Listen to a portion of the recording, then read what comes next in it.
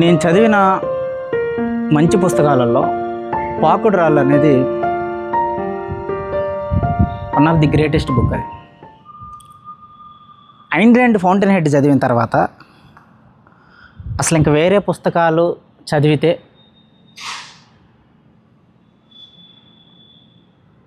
ఆ kind of ఎన్విరాన్మెంట్ని కానీ, ఆ కైండ్ ఆఫ్ ఒక క్లారిటీని కానీ, ఆ కైండ్ ఆఫ్ అథెంటిసిటీని ఇవ్వగలదా ఏదన్నా పుస్తకం? అసలు ఇంక అవసరమా అనిపించినప్పుడు జ్ఞానపీఠ అవార్డు అని, తెలుగులో ఫస్ట్ జ్ఞానపీఠ అవార్డు తెచ్చుకున్న రావూరి భరద్వాజ్ గారు రాసిన పుస్తకం పాకుడు రాళ్ళు చదివాను. సో ఆల్మోస్ట్ ఫౌంటైన్ హెడ్ చదివిన తర్వాత మళ్ళీ ఇంక అసలు పుస్తకాలు ఏమన్నా వేరే మనకి ఎక్కుతాయా, మన మైండ్కి ఆ హైనెస్ ఇస్తాయా అనుకుంటే దానికి ఈక్వలెంట్గా అదే కైండ్ ఆఫ్ స్టోరీని, ఎమోషన్ని, ఒక రియల్ అథెంటిసిటీని ఇచ్చిన పుస్తకం పాకుడు రాళ్ళు. సో ఈ పాకుడు రాళ్ళు అనే పుస్తకంలో ఎందుకు దీని గురించి మాట్లాడదాం అనుకుంటున్నా అంటే, ఏదైతే ఐన్ ర్యాండ్ చెప్పిందో ఎగ్జాక్ట్గా రావూరి భరద్వాజ్ గారు కూడా ఇన్ హీజ్ ఓన్ వే అదే చెప్పారనమాట. సో అది ఇక్కడ ఎలా అర్థం చేసుకోవాలనే విషయం ఈరోజు నేను చెప్తా. అంటే అందులో main character Mangamma character. Mangamma ఆమె మంజరిగా మారుతుంది, ఒక గొప్ప సినిమా యాక్ట్రెస్గా. ఈ గుంటూరు పరిసర ప్రాంతంలో పుట్టి పెరిగిన ఒక క్యారెక్టరు, తల్లిదండ్రులు ఎవరో తెలియని ఒక క్యారెక్టరు ఆ మంగమ్మ. ఒక అనాథగా ఉండి ఆ డబ్బుకి తన శరీరాన్ని వ్యాపారంగా చేసుకునే ఒక కైండ్ ఆఫ్ వృత్తిలో ఉంటుంది. తన ప్రమేయం లేదు, తనకేం జరుగుతుందో అర్థమయ్యేటప్పటికీ ఆమె ఆ కైండ్ ఆఫ్ ఎన్విరాన్మెంట్లో ఉంటుంది. సో అదే ప్రాంతంలో ఉన్న మాధవరావు అనే ఒక పౌరాణిక నాటకాలు వేసే ఒక వ్యక్తి. సో ఈమె గురించి తెలిసి ఈమెను తీసుకొస్తారు ఆడిషన్స్కి, వాటికి తీసుకొచ్చి ఆ చుట్టుపక్కల ఉన్న ప్రాంతాలు, ఆ చుట్టుపక్కల ఉన్న జిల్లాల్లో మొత్తంలో ఈమె చేత ఆ పౌరాణిక నాటకాలు ఆ పల్లెటూరులో వేయించడం వల్ల ఆమెకి ఎక్కడో తెలియని ఒక క్రేజ్ వస్తుంది. ఆ క్రేజ్ వచ్చినప్పుడు అక్కడున్న జనాలు అంటారు, మీరు హీరోయిన్ అవ్వచ్చు కదా సినిమాల్లో, మీరు బాగున్నారండి అన్నప్పుడు సో ఆమెకి ఆ మైండ్లో ఆలోచన వస్తుందన్నమాట. సో ఎప్పుడైతే ఇంక జనాలకి నాటకాల మీద ఒక దృష్టి, నాటకాల మీద ఒక ఇంట్రెస్ట్ తగ్గిపోయిందో అప్పుడు ఇంకా ఆమె ఏదైతే అప్పటి వరకు మాధవరావు ట్రూప్లో ఉంటూ ఆ నాటకాలు వేసుకుంటూ దాని ద్వారా వచ్చే డబ్బు, ఆ యాక్టింగు, ఆ రిహార్సల్స్, వీటన్నిటిని ప్రాక్టీస్ చేస్తూ ఉండి తనతో ఆ జీవితం ఎంతో హాయిగా ముందుకెళ్తున్న టైంలో ఎప్పుడైతే ఇంక ఈ జనాలకి ఇంట్రెస్ట్ తగ్గిపోతుందో అప్పుడు ఇంక నాటకాలు అనేవి చూడటం జనాలు మానేస్తారు. అప్పుడు ఇంకా మాధవరావు తను పెట్టిన ఆఫీసు అంతా గుంటూరు ప్రాంతంలో మూసేసి ఇంకా ఎవరి దారిన వాళ్ళు చూసుకోమని చెప్పేసి వెళ్ళిపోతూ ఉంటారు. ఆ టైంలో కరెక్ట్గా సాయంత్రం 5:15-6 ఆ మధ్యలో అప్పుడే సన్లైట్ డౌన్ అవుతూ ఉంటుంది, అంటే మసక చీకటి అప్పుడే వస్తూ ఉంటుంది. ఆ కరెక్ట్గా చీకట్లో వాళ్ళు అప్పటి వరకు ఏదైతే ట్రూప్, ఆ ఆర్కెస్ట్రా, ఆ నాటకం వేయటానికి రిహర్సల్గా వాడుకున్న రూము అప్పుడప్పుడే సన్లైట్ దిగిపోతుండగా ఆ మసక చీకట్లో ఆ రూము, ఆ ట్రూప్ అందరూ ఒకరి తర్వాత ఒకరు బయటికి వెళ్ళిపోతూ ఉంటారు. ఇంక అయిపోయింది, ఇంకా ఆ ట్రూప్ క్లోజ్ చేశారు వాళ్ళు. దాని తర్వాత చివరికి మాధవరావు ఆ వెళ్ళిపోతూ ఉండంగా మాధవరావు కరెక్ట్గా ఆ మసక చీకట్లో ఆ ఇంటికి జస్ట్ 4-5 అడుగుల దూరంలో ఒక మాసిపోయిన చీర, చేతిలో ఒక పెట్టె పట్టుకొని ఆ మంగమ్మ అక్కడ నుంచి ఉంటుంది. ఒక్కసారిగా మాధవరావు ఈజ్ ఎ డైరెక్టర్ అనమాట. అతనే మొత్తం ఆ ట్రూప్ని నడిపించింది. అతను రాసిన పౌరాణిక నాటకాలన్నిటికీ సాహిత్యం కానీ, మాటలు కానీ, దర్శకత్వం కానీ వహించింది మాధవరావు. ఒక్కసారిగా ఆ మసక చీకట్లో ఆ ఇంటి ముందు అలా ఒక ఎటు ఎల్లాలో దారి తెలియని ఒక వ్యక్తి అలా నుంచున్నప్పుడు, ఆ మాసిపోయిన చీర, ఆ టంగు పెట్ట పట్టుకున్నప్పుడు మాధవరావుకి ఎందుకో కొంచెం ఈ ఫీల్డ్ సమ్వేర్ ఎమోషనల్. అక్కడికి ఆమె దగ్గరికి వెళ్తూ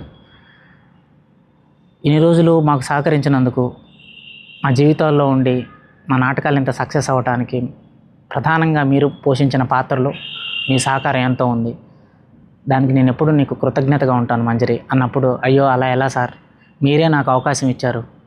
నేను ఆ సిటీలో ఏవేవో వ్యామోహాల రీతిలో బతుకుతున్న టైంలో, ఆ గుంటూరు పరిసర ప్రాంతంలో మీరే నాకు ఇచ్చి ఈ సినిమా, ఈ నటన, ఇవన్నీ నాకు పరిచయం చేశారు. ఈ జీవితం నాకు చాలా బాగుంది సార్ అంటుంది.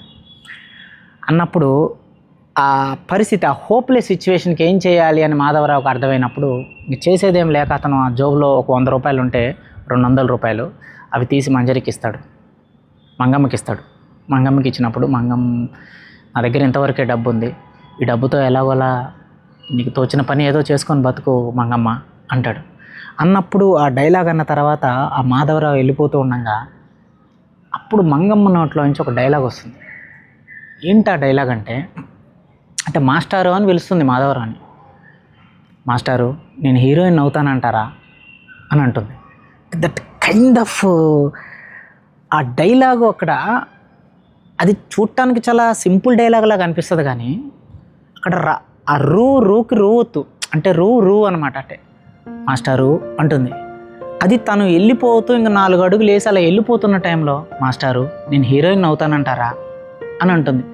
ఒక్కసారిగా మాధవరావుకి తన హృదయం ఎమోషనల్గా ఫీల్ అయిపోయి, అతను అంటే తను అప్పటి వరకు ఒక అవకాశం ఇచ్చి ఆ చుట్టుపక్కల పల్లె ప్రాంతాల్లో అంత ఫేమస్గా చేసిన వ్యక్తి సడన్గా అవకాశాలు లేక జనాలకి ఆ ఇంట్రెస్ట్ తగ్గిపోయి ఆ పౌరాణికాల నాటకాల మీద, ఆ థియేటర్స్ ఆర్ట్స్ మీద నమ్మకాలు, ఇంట్రెస్ట్ పోయి తెర మీద సినిమాలకు అలవాటు పడిపోయిన జనాలు అయ్యేటప్పటికి ఇంకేం చేసేదేం లేక అప్పటి వరకు కలిసిన వాళ్ళు విడిపోతున్న టైంలో, ఇంకా హోప్లెస్ సిచ్యువేషన్స్లో అప్పుడు తాను చెప్తాడు, ఎందుకు అవ్వమ్మా, నువ్వు ఖచ్చితంగా అవుతావు, నీకెంత చక్కటి రూపం ఉంది నీది, ఖచ్చితంగా నువ్వు సినిమా హీరోయిన్ అవుతావమ్మా, ఖచ్చితంగా ప్రయత్నించు, నాకు తెలిసిన వాళ్ళు ఉన్నారులే చెన్నైలో, నేను ఒక లెటర్ రాసి వాళ్ళకి నేను కబురు పెడతాను అని అంటాడు. సో అక్కడితో స్టోరీ స్టార్ట్ అవుతుంది. ఈ రకంగా స్టోరీ స్టార్ట్ అయిన మంగమ్మ క్యారెక్టరు ఫస్ట్ పాయింట్లో వెంకట్రావు అనేవాడు పరిచయం అవుతాడు. ఆ వెంకట్రావు అనేవాడు పరిచయం అయ్యి, వాడు ఎంత మ్యానిపులేటర్ అంటే, వాడు నీళ్ళు ఉన్నాయి అన్న దగ్గర కాలం ఉండదు, కాలం ఉంది అన్న దగ్గర నీళ్ళు ఉన్నాయి, కాలం ఉంది అన్న దగ్గర నీళ్ళు ఉండవు, నీళ్ళు ఉన్నాయి అన్న దగ్గర భూమి ఉండదు, అంత మ్యానిపులేటర్ వాడు.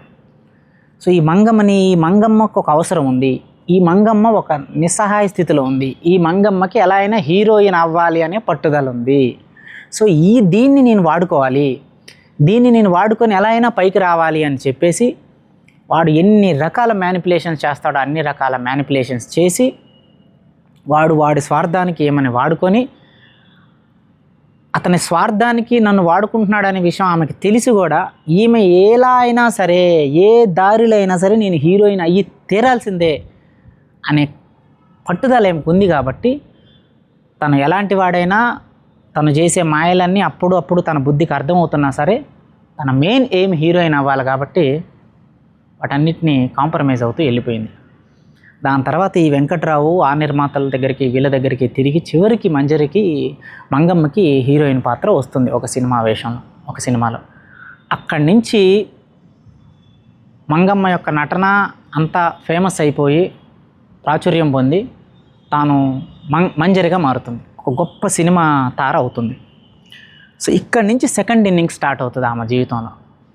ఏదైతే గుంటూరు ప్రాంతంలో ఆమె ఎవరి దగ్గర అయితే ఈ శారీరక వ్యామోహాల వ్యాపారంలో, ఆ శరీరాన్ని నమ్ముకునే వ్యాపారంలో పనిచేస్తుందో, అక్కడ లలిత అనే ఒక ఫ్రెండు తనతో పాటు అప్పుడు ఆ కైండ్ ఆఫ్ వ్యవహారాల్లో ఉన్న ఫ్రెండ్ని ఆ లలిత కన్నా ఇంకా చిన్న పిల్లని ఒక అమ్మాయిని 18-19 ఏళ్ళ అమ్మాయిని ఇద్దరిని చెన్నై తీసుకొచ్చి వాళ్ళందరినీ ఆదరించి, ఈ వెంకట్రావుని ఆదరించి, ఎందుకంటే వెంకట్రావు వల్ల తనకి ఈ జీవితం వచ్చింది, తనకి అవకాశం వచ్చిందని చెప్పేసి ఆ గ్రాటిట్యూడ్తో ఆడు ఎంత మ్యానిపులేటర్ అయినా, ఎంత మోసగాడైనా, ఎంత చీటర్ అయినా, తనని ఎలా మోసం చేశాడని తెలిసినా సరే ఒక్క విషయంలో తనకి హీరోయిన్ అవ్వటానికి ఇనిషియల్గా తనకిచ్చిన ఇన్పుట్ ప్రొడక్ట్ ఏదైతే ఉంటుందో ఆ సహాయాన్ని గుర్తుపెట్టుకొని ఆమె వాడిని అలా కృతజ్ఞతతో ఉంటూ ఉంటుంది.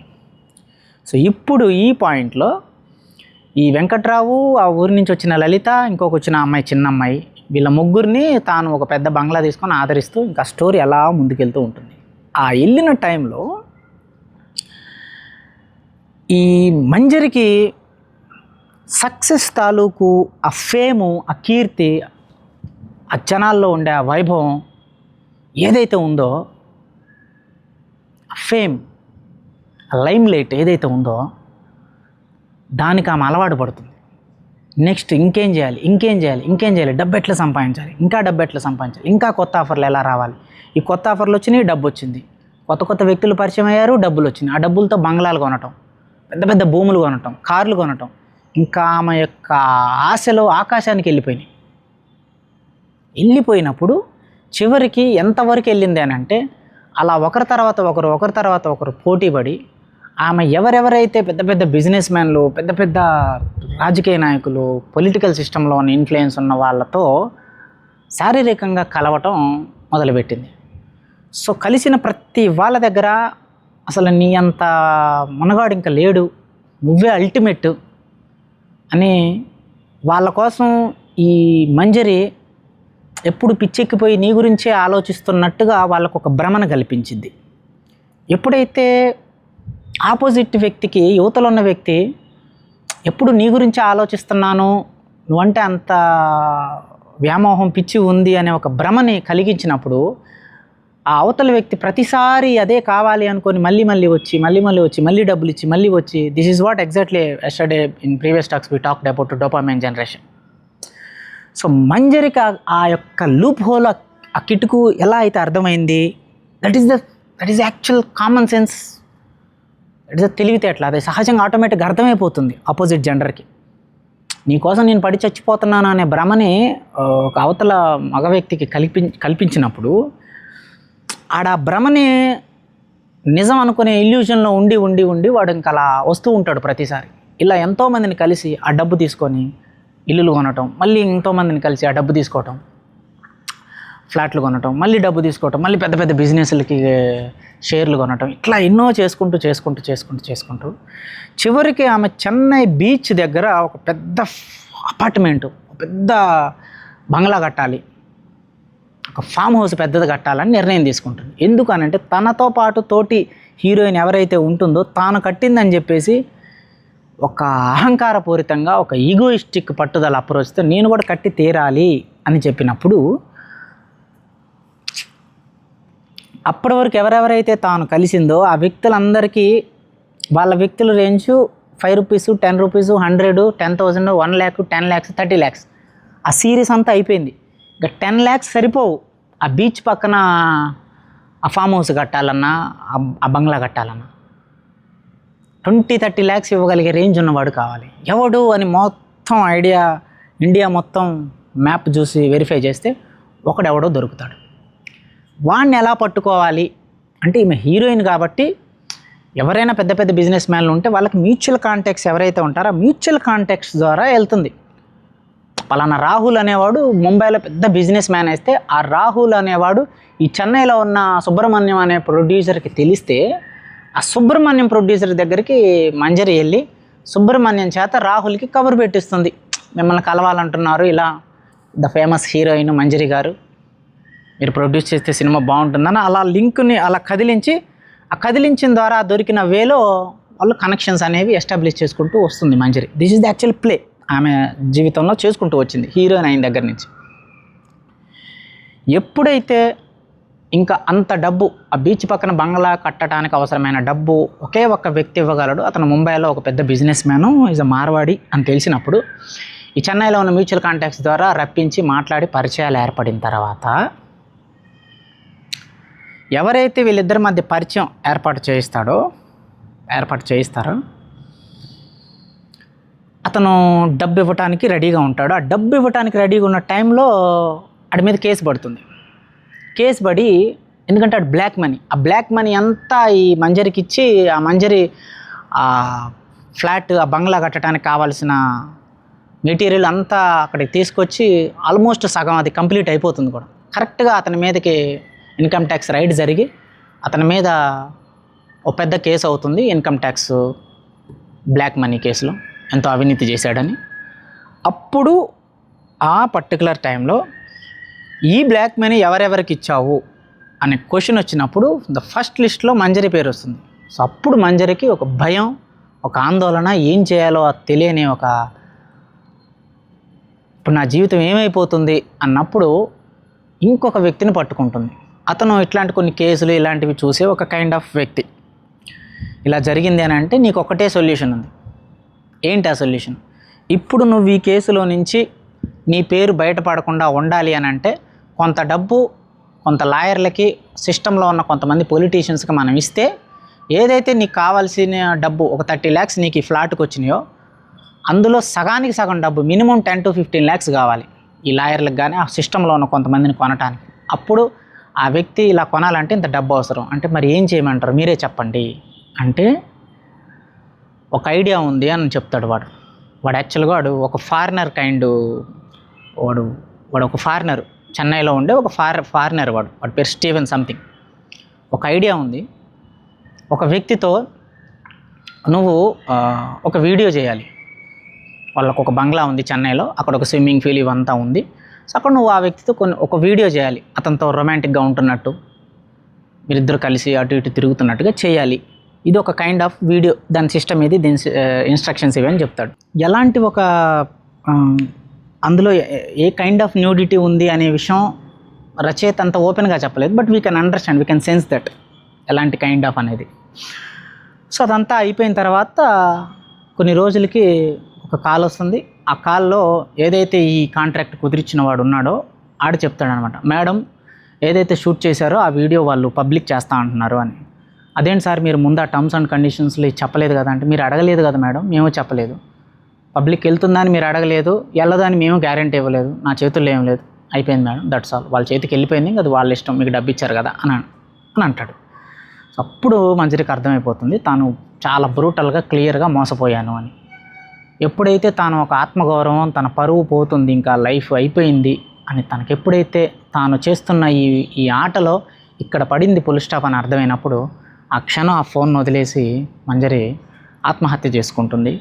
క్షణాల్లో నేల మీద పడిపోతుంది. అప్పుడు మాధవరావు వాళ్ళంతా కింద ఫ్లోర్లోంచి పరిగెత్తుకుంటూ వచ్చి చూసినప్పుడు అక్కడ ఉంటుంది మాధవరావు ఆలోచన విధానం. అతను పరిగెత్తుకుంటూ వెళ్ళి ఆ మంగమ్మని, ఆ మంజరిని పట్టుకున్నప్పుడు తనకు అది గుర్తొస్తుంది. మాస్టారు, నేను హీరోయిన్ అవుతానంటారా అని ఏదైతే ఆ గుంటూరు ప్రాంతంలో ఆ చిన్న గదిలో, ఆ గది ముందు సాయంత్రం 6 అవుతున్న మసక చీకట్లో ఆ మాసిపోయిన చీర పెట్టబట్టుకొని నేను హీరోయిన్ అవుతానంటారా మాస్టారు అని అడిగిన ఆ అమాయకంగా ఉన్న ఆ అమాయకత్వమైన మంగమ్మ ఎక్కడ? ఈరోజు ఇంత పెద్ద ఆస్తులు, ఇంత పెద్ద బంగ్లాలు ఈ నేల మీద పడిపోయి ప్రాణం కోల్పోయి పడిపోయిన ఈ మంజరి ఎక్కడ? ఈ జీవితం ఇక్కడి నుంచి ఈ స్థాయికి ఎందుకు వచ్చింది? వాట్ ఈస్ ద రీజన్ అని మాధవరావు ఆలోచిస్తూ ఉంటాడు. సో ఇక్కడ ఆ రచయిత యొక్క ఉద్దేశం ఏంటంటే, అతను తన జీవితంలో ఎంతోమంది రియలిస్టిక్ లైఫ్ని చూశాడు, సినిమా ఫీల్డ్లో కానీ బయట ప్రపంచంలో కానీ. ఆ రియలిస్టిక్గా అతను చూసిన జీవితాన్ని అతను ఈ పుస్తకంలో ఒక కథ ద్వారా చెప్పాడు మనకి. But actually it is a brutal truth. ఎప్పుడైతే ఒక మనిషి జీవితంలో ఎదగాలి అనుకున్నప్పుడు తన మోరల్ వాల్యూస్ని కానీ తన వ్యక్తిత్వాన్ని కానీ ఎక్కువ విలువ ఇవ్వకుండా కేవలం ఎదగటమే పరమావధి, అది మాత్రమే ముఖ్యం అనుకున్నప్పుడు ఏదైతే ఆ పాకుడు రాళ్ళ మీద ఆ పచ్చగా ఉండే పాచి దాని మీద అడిగేసినప్పుడు అది కింద పడి మళ్ళీ ఇంకో రాయి మీద కాలేసి మళ్ళీ అక్కడ కింద పడి అట్లా 1 by 1 దెబ్బ తగిలిన తర్వాత మళ్ళీ రియలైజ్ కూడా అవ్వకుండా మళ్ళీ అలా ఒక్కొక్క పాకుడు రాళ్ళ మీద కాలు వేసుకుంటూ ఆ మంగమ్మ మంజరిగా మారి చివరికి కాలం ఇచ్చిన ఏ అవకాశాన్ని ఉపయోగించుకోకపోవటం వల్ల చివరి పాకుడు రాయి తగిలినప్పుడు నేలకు పడిపోయింది. ఆ పాకుడు రాళ్ళ మీద ఉండే ఆ పచ్చగా ఉండే పాచి ఏదైతే ఉంటుందో దాన్ని ఫేమ్ అనే ఉద్దేశంలో ఆ రచయిత చెప్పాడు. కీర్తి, పేరు, హోదా. ఎప్పుడైతే ఆ చనిపోవటానికి ఇంకొక అరగంట ముందు బీచ్ రోడ్లో ఆ మాధవరావుతో కారులో వెళ్తున్నప్పుడు సడన్గా ఒక పక్కనున్న గుడిసెలో ఒక అరుపులు వినపడితే, ఒక ఆడమనిషి అరుపులు వినపడితే మంజరి కారు ఆపి పరిగెత్తుకుంటూ అక్కడికి వెళ్తే చూస్తే అక్కడ ఒక ప్రెగ్నెన్సీతో ఉన్న లేడీ సహాయపడుతుంది. మంజరి తనకి సహాయపడి చివరికి ఆ రక్తపు మరకల్ని కడుక్కొని బయటకు వస్తుంది. బయటకు వచ్చి కారు స్టార్ట్ చేసి అలా వెళ్తున్నప్పుడు ఫస్ట్ డైలాగు మంజరి క్యారెక్టర్ ద్వారా రచయిత రాసిన ఫస్ట్ డైలాగ్ ఏంటంటే మంజరి ద్వారా, మాస్టారు, నేను ఆ గుడిసెలోకి వెళ్ళే ముందు ఆ తల్లి బతుకుతుందా చనిపోతుందా అని ఎంతో బాధతో ఏడుస్తూ కేకలు పెట్టింది. కానీ ఎప్పుడైతే ఆ పిల్లోడు పుట్టి ఫస్ట్ వాడు ఏడవగానే ఒక్క క్షణంలో ఆ బాధలన్నీ మర్చిపోయింది తను. మన జీవితంలో అన్నిటికన్నా నిజమైన బాధ ఏంటో తెలుసా మాస్టారు? మనం మనం ప్రేమించడానికి నిజంగా ఎవరో దొరక్కపోవటం, మనల్ని నిజంగా ప్రేమించడానికి ఎవరో లేకపోవటం, ఇదే జీవితంలో అన్నిటికన్నా నిజమైన బాధ. అది నేను అనుభవపూర్వకంగా తెలుసుకున్నాను మాస్టారు అంటుంది.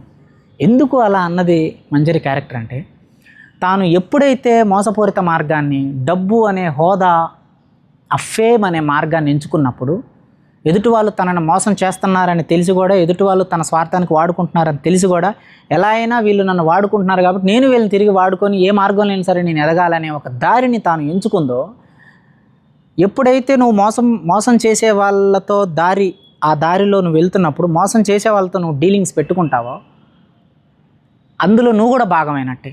ఎప్పుడైతే స్వార్థపూరితంగా, స్వార్థం అనే ముసుగులో, ఆత్మవంచన అనే ముసుగులో పైకి నిజాయితీగా మాట్లాడుతూ ఆ మార్గాన్ని ఎంచుకున్న దారిలో అలాంటి వ్యక్తులే కలుస్తారు.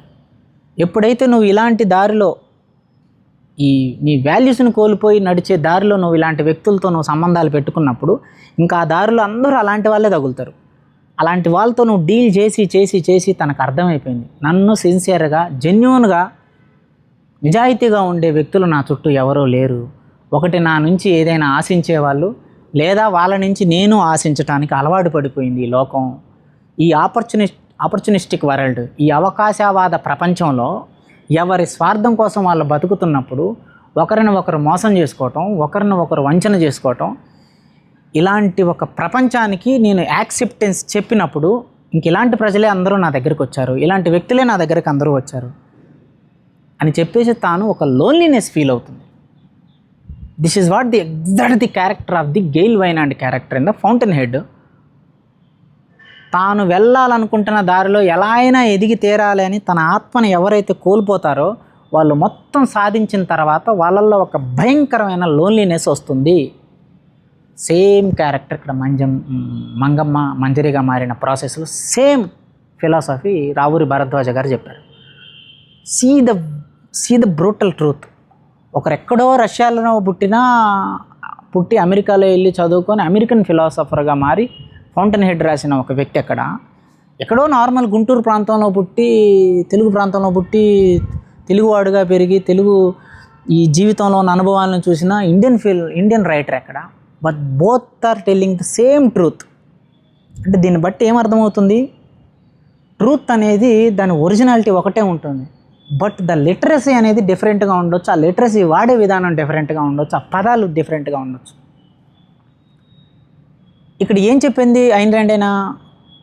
తన ఆత్మను తాను కోల్పోయి జీవితంలో ఎంత పెద్ద స్థాయికి వెళ్ళిన వాడైనా సరే వాడు నిరంతరం ఒక భయంకరమైన ఒంటరితనాన్ని అనుభవిస్తాడు. ఎందుకనంటే వాడి ఆత్మ రెండు ముక్కలుగా చీలిపోయి జీవితం బతుకుతున్నాడు కాబట్టి నిరంతరం వాడి లోపల ఎప్పుడు వాడు ఆనందంగా ఉండడు. సేమ్ ఎగ్జాక్ట్గా మంజరి క్యారెక్టర్ కూడా అదే చెప్పింది. ప్రేమించడానికి ఎవరో లేకపోవటం, నేను ప్రేమించడానికి ఎవరో దొరకపోవటం, ఇదే నిజమైన బాధ అంది. ఎందుకు లేరు? ఎందుకు అనంటే తాను ఈ ఒక్కొక్క పాకుడు రాళ్ళని తొక్కుకుంటూ ఆ మోసపూరితమైన మార్గంలో, ఆ వంచన చేసే మార్గంలో వెళ్తూ ఉన్న ప్రజలు, ఆ వ్యక్తులతో డీలింగ్స్ పెట్టుకుని ఉందో, ఇంకా ఆ వ్యక్తి నుంచి ఆ వ్యక్తి, ఆ వ్యక్తి నుంచి ఆ వ్యక్తి, ఆమె ఆ దారిలోకి వెళ్ళిపోయింది. నీ స్నేహితుల నలుగురు యొక్క యావరేజే నువ్వు అని డిసైడ్ చేయొచ్చు అని అన్నప్పుడు ఆమె ఏదైతే ఒక మార్గం ఎంచుకుంటుందో ఆ మార్గానికి తగ్గట్టే ఆ మనుషులు కూడా పరిచయం అవుతూ వెళ్ళారు. డెఫినెట్గా ఆమె కుడివైపు వెళ్ళిపోయింది కాబట్టి, ఆ కుడివైపు భావజాలం ఉన్న వాళ్ళే కలిశారు కాబట్టి ఆ దారిలో ఎవరైతే మంచి వ్యక్తులు ఉంటారో ఆ వ్యక్తులను కోల్పోయింది, ఆ వ్యక్తులు కలవలేదు. సో ఆ వెంకట్రావు కానీ, ఆ ఊరి నుంచి పిలిపించిన లలిత కానీ, ఆ చిన్నపిల్ల కానీ, వీళ్ళందరూ కూడా చివరికి మంజరికి రివర్స్ అయ్యి అంత ఆదరించినా సరే మంజరి మీద తాను కొన్ని కుట్రలు చేశారు వాళ్ళు. అప్పుడు కూడా మంజరి కనిపిస్తుంది, వీళ్ళకి నేను జీవితాన్ని ఇచ్చి వీళ్ళకి ఎంత చేయుతనిస్తే వీళ్ళు చివరికి నా మీదనే కుట్ర చేస్తున్నారంటే వేర్ ఈజ్ ద సొసైటీ? అంటే నన్నుగా అభిమానించే నిజాయితీ ఉన్న మనుషులు ఎవరూ లేరు, నేను వాళ్ళని కోల్పోయానేమో ఈ వెతికే దారిలో. ఏదో అంటారు కదా, మనం ఏదో గోల్డ్ కోసం వెతుక్కుంటూ వెళ్ళే మార్గంలో డైమండ్ని కోల్పోయామని. సో మనం ఎందుకు లాస్ అవుతాం, మన జీవితంలో మంచి వ్యక్తులు ఎందుకు కలవరు, మంచి వ్యక్తులతో ఎందుకు ఉండమంటే మన మార్గాన్ని సరిచూసుకోవాలి. మనం ఏ మార్గంలో వెళ్తున్నామో అలాంటి వ్యక్తులే కలుస్తూ ఉంటారు మన జీవితంలో. అలాంటప్పుడు నీకు అసలు ఇలాంటి ఒక మార్గం ఉంది, ఈ వైపు ఉన్న మార్గంలో మంచి వ్యక్తులు ఉన్నారని నీకు ఎలా తెలుస్తుంది? That is how whole the point. So అప్పుడు అక్కడ ఒక్కొక్క పాకుడు రాయి మీద ఆమె కాలు వేసుకుంటూ రియలైజ్ అవ్వకుండా అహంకారానికి పంతానికి పోయి ఒక ఆమె మ్యానిపులేట్ చేయబడుతుంది, మ్యానిపులేట్ అవుతున్నానని కూడా తెలిసి అంగీకరించిన తర్వాత ఎవరి ఇష్టం వచ్చినట్టు ఎవరి అవకాశానికి వాళ్ళు ఆ మంజరిని ఉపయోగించుకుంటారు. మంజరి కూడా వాళ్ళని తన అవసరానికి తగ్గట్టుగా ఉపయోగించుకుంటుంది. కానీ చివరికి ఇది, ఎందుకంటే దీని బేసు అక్రమ మార్గం, అవినీతి మార్గంలో వెళ్తుంది కాబట్టి అది బ్రేక్ అయిపోయింది ఏదో ఒక పాయింట్లో. ఎందుకంటే బ్లాక్ మనీ ద్వారా తీసుకొచ్చి బంగ్లా కట్టడం ద్వారా అతని మీద కేసు అయింది. ఆ కేసు నుంచి బయటపడాలని చెప్పేసి ఇంకొకరిని ఎవరినో ఆశ్రయిస్తే వాడు తన అవసరానికి ఏమైనా వాడుకొని చివరికి ఆ వీడియోలు పబ్లిక్లోనే పెట్టేస్తా అన్న దగ్గరికి వెళ్ళినప్పుడు what is all the situations? ఇవే పాకుడు రాళ్ళంటే. ఒక పాకుడు రాయి నుంచి తప్పించుకోవాలని ఇంకొక పాకుడు రాయి మీద కాలు వేసినప్పుడు అది కూడా జారింది. ఇది జారుతుంది అన్నప్పుడు అది కూడా జారుతుంది కదా, ఎందుకంటే స్వభావం ఒకటే. ఐ థింక్ పూరి జగన్నాథ్ గారు అనుకుంటా, పోకిరి సినిమాలో ఒక డైలాగ్ ఉంటుంది, ఆ ముళ్ళు తీయటానికి ఈ ముళ్ళు హెల్ప్ చేసింది కదా అని చెప్పేసి మనం దీని మీద ప్రేమ చూపిస్తే అమ్మ ఇది కూడా గుచ్చుకుంటుంది. See how the philosophy is. ఎంత గొప్ప ఫిలాసఫీ చెప్పాడో చూడండి ఆ సింగిల్ డైలాగ్. అట్లా మంజరి కూడా ఒక క్యారెక్టర్ నుంచి ఒక రాయి తప్పించుకోవాలని వెళ్తున్నప్పుడు ఆ ఒక పాకుడు రాయి మీద ఒక పాకుడు రాయి కాలు వేస్తూ ఇది తప్పించుకోవాలని వెళ్తుందే కానీ మొదటి అసలు ఇది ఇక్కడికి ఎందుకు వచ్చాను నేను, వై ఐఎమ్ హియర్, ఇది ఆపేద్దాం అనే ఆలోచన రాలా ఆమెకి. చివరికి ఒక రియలైజేషన్ కలిగి ఇంక ఇదే చివరి పాకుడు రాయి, దీని మీద కాలేద్దాం, ఇంకెక్కడి నుంచి నేను బాగుంటాను అని అనుకున్నప్పుడు అప్పటి వరకు ఆమె అడిగేసిన పాకుడురాలు కొంచెం జారిపడింది, మోకాళ్ళకి దెబ్బలు తగిలినాయి, కొంచెం కింద పడింది, లేచే శక్తి ఉంది. కానీ ఏదైతే చివరి పాకుడురాయి మీద కాలేసి ఇంకా తప్పించుకున్నా ఇది ఒక్కటే చివరి తప్పని తెలిసి చేసినప్పుడు ఆ చివరి పాకుడురాయి మీద కాలేసి జారిపడినప్పుడు లోయలో పడిపోయింది, అంటే కిందకి పడిపోయింది ప్రాణాలు లేకుండా. So this is what the exactly the kind of philosophy ఆ రావురి భరద్వాజ గారు రాసిన ఆ పాకుడురాలు అనే పుస్తకంలో.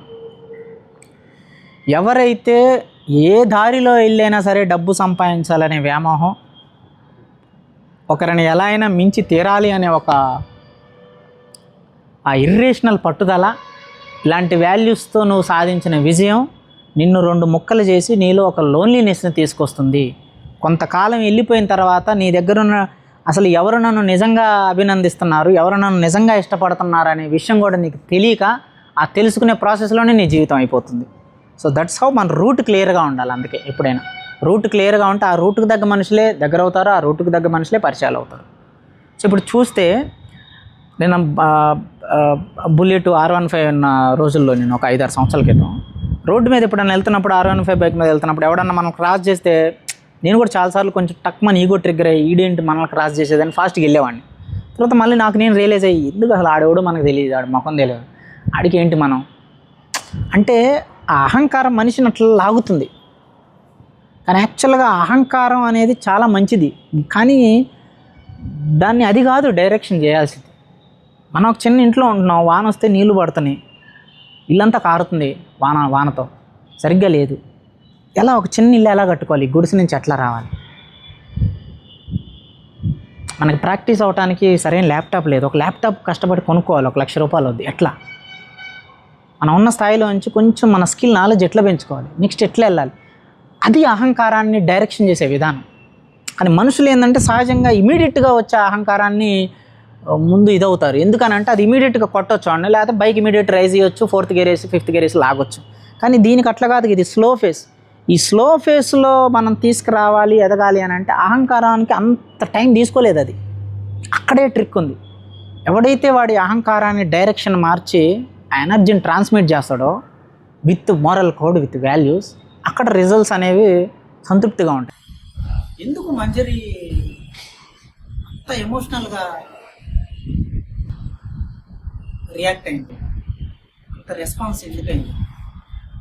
ఏదైతే తాను ఒక ప్రైవేట్గా ఒక వ్యక్తితో అనుకున్న ఒక వీడియో అది పబ్లిక్ వెళ్తుంది అని అన్నప్పుడు ఎందుకు తను సూసైడ్ చేసుకునే అంత స్థాయికి వెళ్ళింది? ఎందుకంటే తాను మంగమ్మ దగ్గర నుంచి మంజరిగా అయ్యే ప్రాసెస్లో ఎంతోమంది వ్యక్తుల్ని కలిసింది, ఎంతోమందితో శారీరక సంబంధాలు ఉన్నాయి, ఎంతో ప్రొసీజర్ జరిగింది. ఎందుకు అనంటే this is very exactly the deepest point we have to understand. Mangamma Manjari Mangamma forcefully in the opportunistic world, అవకాశవాద ప్రపంచంలో తనకి కొన్ని తెలిసి కొన్ని తెలియక, తెలిసిన తర్వాత తప్పదు అని తప్పుకోలేక, మొదట్లో తెలియక అడుగేసి తను ఇలాంటి ఒక దారిలోకి వచ్చింది. కానీ by heart, by soul Mangamma చాలా మంచిది. అందుకే మాధవరావు క్యారెక్టర్ అది ఎలా అంటుంది, తను నేల మీద పడిపోయి మాస్టారు నేను హీరోయిన్ అవుతానా అని ఆ మాసిపోయిన చీరలో ఆ పావుదకు ఆ ఇంటికి ఆ టైంలో ఆ రోడ్డు మీద పెట్టబట్టుకొని అడిగిన అమాయకత్వమైన మంజరి ఎక్కడ, మంగమ్మ ఎక్కడ, ఇక్కడ పడిపోయిన మంజరి, వాట్ ఈస్ దిస్? కాలం ఇలాంటి స్థాయికి తీసుకొచ్చింది అని అన్నాను. ఎందుకనంటే మనలో చాలా మంది కూడా కొన్ని పరిస్థితుల కారణంగా అవకాశవాద ప్రపంచంలో కొన్నిసార్లు వాళ్ళకి తెలియకుండానే ఆ ట్రాప్లో పడి దారి తప్పుతారు. కానీ బై నేచర్ వాళ్ళు చాలా మంచివాళ్ళు, వాళ్ళ సోల్ చాలా మంచిది. కానీ ఈ అవకాశాన్ని వాడుకొని స్వార్థపూరితమైన ఈ ఆత్మవంచన ప్రపంచంలో మనుషులు ఎప్పుడూ కూడా ఎదుటివారి వాడి స్వార్థం కోసం, వాడికి కావాల్సిన వాడి ప్రయోజనం కోసం నిన్ను నన్ను అందరిని ఉపయోగించుకొని వాడు పైకి రావాలనే ఈ కైండ్ ఆఫ్ విధానంలో ఎవరు బలవుతారో, ఎవరు ఆ బలి నుంచి బయటపడతారో, ఎవరు ముందు పసిగడతారో ఎవరు చెప్పలేరు. సో ఒక కళ్ళు అమ్మే వ్యక్తి చేతిలో పాలున్నా కూడా కళ్ళే అనుకుంటారు మనుషులు. అలాగే దారి తప్పిన ప్రతి ఒక్కరూ చెడ్డవారని కాదు, వారి పరిస్థితుల కారణంగా వారి దారి తప్పుతారు. కానీ by heart, by soul they are good people. ఆ ఒరిజినల్ సోల్ లో ఇంత దారి తప్పిన మంగమ్మ, మంజరిగా ఎన్ని తప్పుడు దారులు వెతికినా, ఇంత చేసినా తనలో నిజాన్ని గ్రహించి మంచిని అర్థం చేసుకునే ఒక స్వచ్ఛమైన ఆత్మ తనలో ఉంది. ఆ ఆత్మ దెబ్బ కొట్టింది, అందుకే అన్ని దెబ్బలకి తట్టుకుంది. కానీ ఏదైతే తన ఒరిజినల్ సోల్ ఇక బ్రేక్ అయిపోతుంది అనే విషయం తెలిసినప్పుడు తాను ఇంకా తన జీవితాన్ని ముగిస్తుంది. This a very very great book. ఇది అమెజాన్లో ఉంటుంది, ఆర్డర్ ఇచ్చి చదువుకోండి. సో నేను రాకింగ్ రవి, మళ్ళీ కలుద్దాం. జై హింద్, జై భారత్.